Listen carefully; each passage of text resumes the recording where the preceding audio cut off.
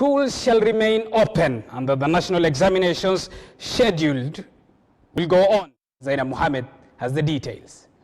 The effects of a second wave of COVID-19 infections in the country are being felt in almost all sectors that were reopened, the education sector equally not spared, as so far more than 35 students have been reported to have contracted COVID-19 in various schools across the country.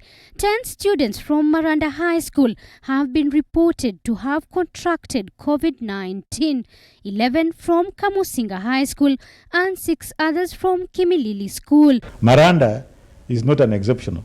It had an initial case of one student who was positive after reopening. We isolated the case and we did a further test of another sample of 28. A few have been found positive, the others are negative, so they are isolated.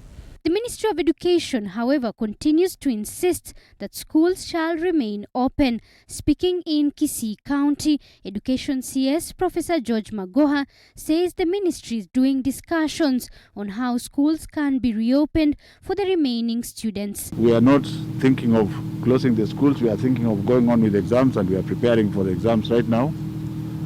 In terms of going forward, there's a lot of pressure from the public that we should open our schools, but we are still consulting on the issue.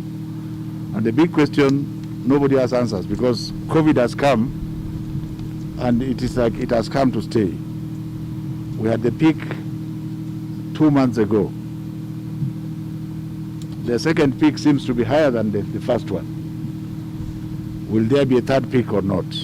He was speaking during a tour to Kereri Girls High School to inspect quality of desks. Zainab Mohammed, TV47.